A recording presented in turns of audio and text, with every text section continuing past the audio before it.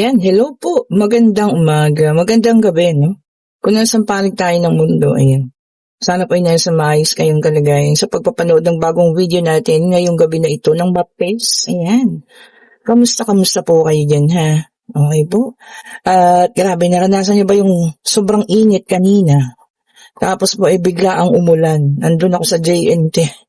Grabe yun, no? Akala ko'y babaha nga eh. Grabe po, lakas. O ito na, kaninong reading itong ating makukuha ngayong gabing ito. So we have here the moon. Ayan, unang-una ha. Meron tayong the moon. Sa ating unang card. Ayan, check pa natin. Para sa pangalawang card, we have here the two of wands. Ayan. Ayan pa natin. Yun ang nakakasakit po ha, kaya mag-ingat kayo. Yung bigla-bigla ang bubuhos ng gano'ng kalakas. No? Sobrang init tapos gano'n. And we have here the Nine of Swords. Okay. Kaya mag-ingat po tayo at laging magdala ng payong. And we have here the Ace of Wands. Okay po.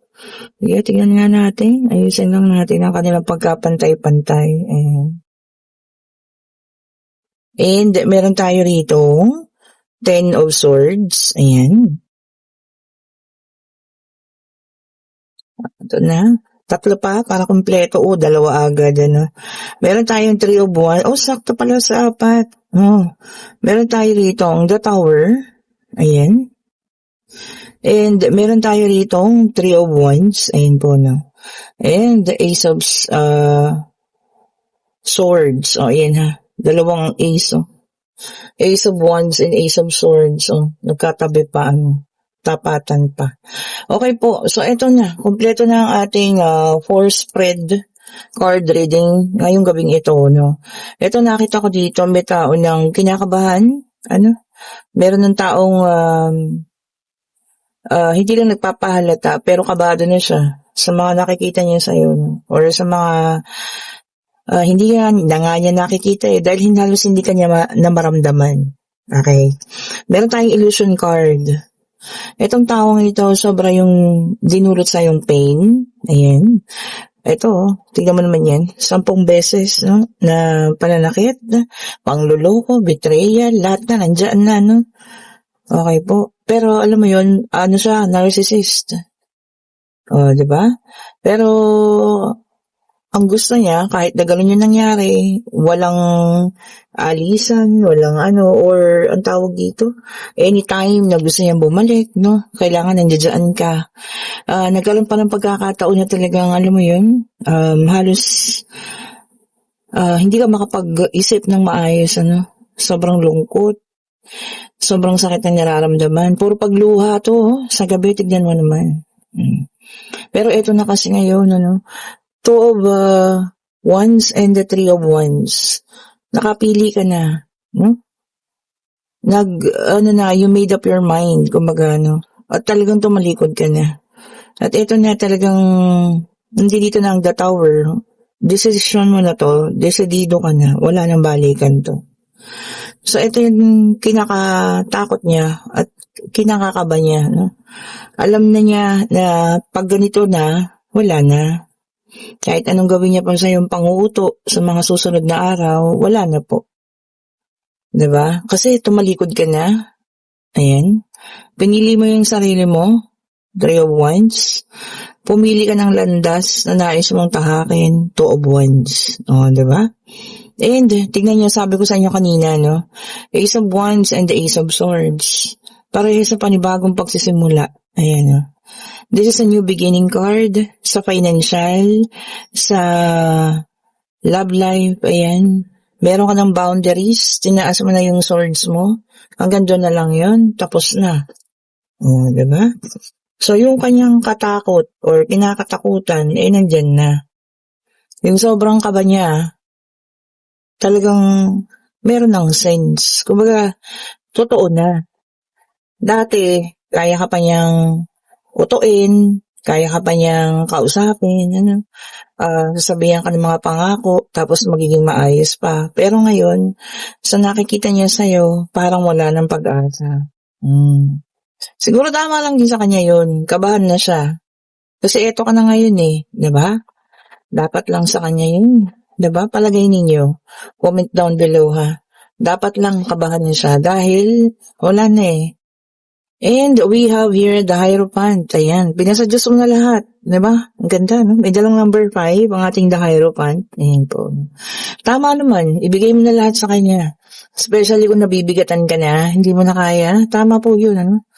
Ibigay mo na lahat sa kanya po. Yan. So kung akala mo wala siyang kinakatakutan ha, well, eto na yun. Oh, 'di ba, no? Eto na yun. And we have here the Queen of Cups. Sabi niya rito, no? Talagang ano ka lang ngayon, nananahimik. Ayan. Sabi niya, yung mga emotions mo, control mo na. O, 'di ba? Ang ganda, no? Controlled emotions na ng ating Queen of Cups. Hindi na kagaya dati, no? Na parang kalat-kalat ang mga emosyon. Ayan. Kaya madali ka niya nababasa eh, yung mga susunod mong gagawin. Kasi, nakikita niya eh. Alam niya, kilala ka niya. Pero ang laki ng pinagbago mo ngayon. O, ito na. O, 'di ba? So, yun na. Kabahan na siya. Wala na yung tao na minamanipulate niya dati. Wala na yung taong kayang-kaya niya lang utuin, pagsabihan, kayang-kaya niyang bawiin, anong oras, diba? Tignan niyo ha, 3 aces na yung lumabas. And we also have here the Ace of Cups. Sabi niya rito, no, talagang new beginning. Ayan. May mga panibagong pagkakataon para sa'yo. Hindi lang ito para sa love life, no? Para din ito sa financial mo, para sa pag-aayos mo, para sa pagkabuo mo. Which is good, diba? Ganda nun. Talaga naman. Dito, we have here the 10 of Cups. Ayan, happiness. Ayan. Pagiging stable, no? Sabi rito, kahit na mag-isa ka lang, no, lalo na kung solo parent ka na ngayon, talagang wala lang siyang pakialam. Pero yun ang pinaka-the best sa inyo, no, happiness ng buong pamilya. Or kung single ka man, kukuha mo ngayon yung happiness mo sa mga kasama mo sa bahay, mga magulang, kapatid, ganyan, ano. So kahit wala siya, talagang alam mo yun, makakatayo at makakatayo ka. And we have here the Knight of Pentacles. Ayan. Sabi niya rito, no, patience. Natuto ka rin, ano, magpasensya, habaan ng pasensya, no. Talagang natuto ka. Sobra-sobra yung pagkatuto mo sa mga pangyayaring ito. Di ba naman? Ang ganda, no? Mabuti yun, di ba? Kahit nasaktan, at least natuto. And we have here the King of Pentacles. Mayabang pa rin ito, no? Hindi pa rin niya ipapahalata na talagang masasaktan at nasasaktan na siya sa mga nararamdaman at nakikita niya sa iyo. Diba? Di bahala siya sa buhay niya. Diba? Kontihin niya lang yung kayabangan niya. Diba po, ano? Hayaan niya siya. And we have here the 5 of Wands. Ayan. Sabi niya rito, no, nagkakaroon siya ng defense mechanism. Yun nga, ginagawa niya, yabang-yabang, ganyan. Kunyari, happy-happy sila sa sa social media. Pero alam mo yun, deep inside, no, yung sakit, nararamdaman na niya. Unti-unti na bumabalot sa kanya yung katotohanan, wala ka na. Diba, no? Bakit maggagaganyan sa social media? Bakit magpo-post? Bakit kailangan gusto nila makikita mo? Kasi gusto niya makita kung anong mararamdaman mo. Magre-react ka ba or whatsoever? Wala na. Diba po, no? Talagang yung kanyang pagkatakot, umaatake na. We have here the 2 of Pentacles. Ayan. Ito naman ang tama para sa iyo, no? Balance. Balance everything po. Ang damdamin, ang financial, lahat. I-balance mo ha. Pagkakataon mo to, ito na yung oras, no? Para may ayos mo lahat-lahat. Balansehin mo po lahat, ano?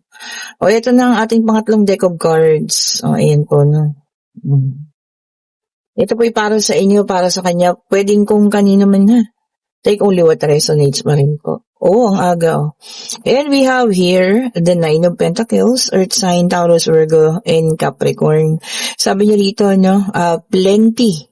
Marami daw po. Plenty of financial support. Marami ha.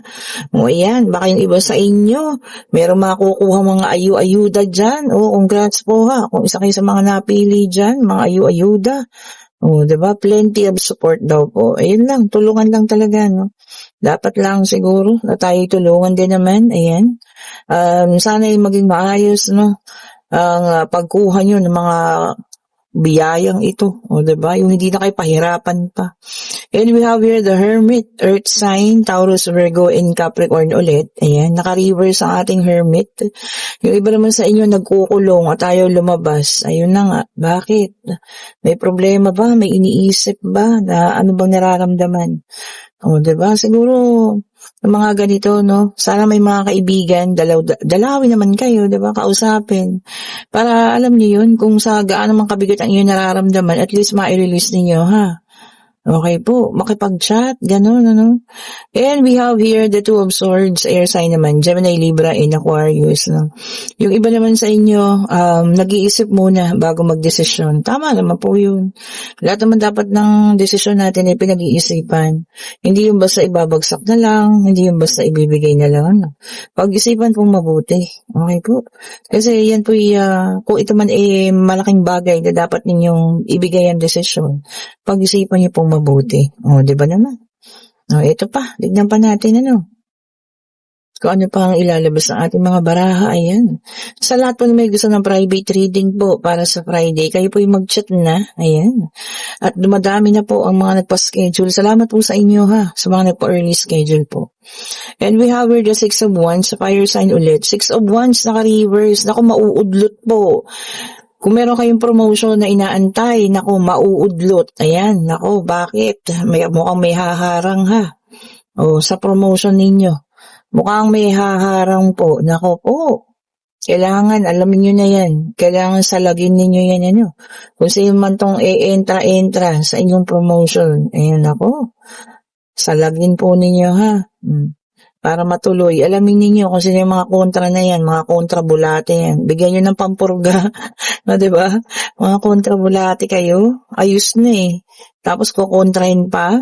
And we have here the Ace of Wands again, fire sign na naman. Sabi niya rito, no, may panibagong opportunity at paglago para sa inyo. Ayan, kung ano man ito, no, pwedeng abroad to. Baka may offer, job offer abroad, ano. Eh, kung maganda naman ang pasahod, why not, diba? Yan lang, syempre malalayo sa pamilya at sa mga mahal sa buhay. So, ano bang meron na tayo? Fire, earth, air, tapos air ulit ito, no. This is the 7 of Swords, naka-reverse, Gemini, Libra, and Aquarius. Sabi niya rito, no? Naku, merong hihingi ulit ng tiwala sa inyo. Ayan, sino ba ito? Mahirap ibigay yun, lalo na kung nagkasala na ang taong ito, di ba? Mahirap ibigay ang tiwala po. Pero nasa sa inyo pa rin yan. Di ba po? And we have here the 4 of Cups, pati card, water sign, Cancer, Scorpio, and Pisces. So, kompleto na lumabas na lahat ng zodiac sign, ha? Okay po. Yung iba naman sa inyo rito ay naboboard. Bakit? Nagsasawa na sa mga araw-araw na ginagawa. Meron ganun pakiramdam, di ba? Senyales na yan na parang pagod na. Naboboard na raw po. And para sa ating last card, we have here the World na naka-reverse, Earth sign ulit. Ayan na. Yung iba sa inyo, hindi pa tapos talaga. No? Humahanap pa ng personal, talagang yung closure or yung katapusan na kung ano man naging relasyon ninyo. Ayan. Sana mahanap ninyo at maibigay po sa inyo, no? Yung talagang hinahanap ninyong closure. Baka dun lang talaga naman matatahimik na, diba? Ang pag-iisip. Eto na, kayo po yung magtanong na, no? Pag-ibig, pangyayari, financial, ano bang gusto niyo malaman? Answerable ba yes or no? Kayo po yung magtanong yan. Ano pong inyong katanungan? Sa inyong puso't isipan. Answerable ba yes or no, Divine Universe? Ibigay mo naman ang sagot sa tinatanong ng ating mga manonood. Ayan. Medyo matagal na yun, ha? Hindi kagaya ng mga nakaraan, ano? Bagsak agad. Eto na po. Kung ano man ang inyong itinanong, nandito na ang kasagutan, ano? And, maaari po ang sagot. And this is 2 of Swords. Malalim na pag-iisip ang gagamitin ninyo, no? Kung ano man itong dapat ninyong pag-isipan. Deep thinking daw po, malalim na pag-iisip. O ayan, at kung nagugustuhan yung ating reading, pa-like, pa-share, pa-subscribe, and hit the notification bell para lagi kayong updated sa mga bagong videos na nire-release natin, ano. At sa lahat ng may gusto ng ating mga bracelet, ano, ayan, mag-order na kayo. Ayan, para po maisabay natin sa pa-JNT, baka makapag-pa-JNT ulit tayo sa Sabado, ha. Okay po, sa lahat ng may gustong umorder. Lahat po ay original. Siyempre, lahat po ay crystal. Ayan.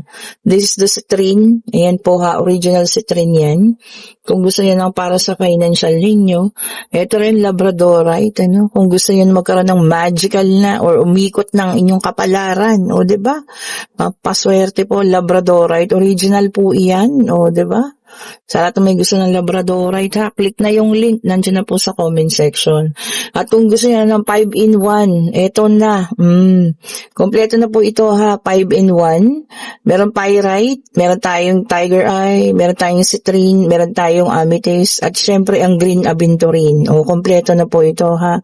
May pag-ibig dito, nandito ang green aventurine, may health, meron ditong pyrite and citrine para po sa financial, at ang tiger eye for wisdom and clarity yan. Pampatalino naman. Ay, nahulog. Saan ka ba nakalagay? Dito pala. O, yan po. Paklik na ng link. Ayan. At wala kayong makakausap po kundi ako lang. Wala pong assistant ha. Ako lang po ito. Ayan po. Thank you so much po ulit. At kung kayo yung nasa situational reading, na alam niyo yun, talagang kabado na siya ngayon. Dahil sa nakikita niya mga galawan mo. Siguro deadmahin mo na lang kasi talagang para sa'yo ngayon, nakikita ko tapos na Nabasa ko at nakita ko na tapos na para sa'yo, no. Ang iniisip mo na lang ngayon is yung sarili mo, yung financial mo, yung freedom mo sa mga nakaraan, which is so good po ha. Contain nyo niya lang yan, di ba? Sabi ko nga, madaming blessing pa, yung paparating po para sa inyo. Okay po, thank you so much po ulit. Have a great evening po. Stay safe po sa lahat. Ayan, sa mga papauwi, papasok sa trabaho. Ingat po kayo ha. Bye-bye po sa inyo.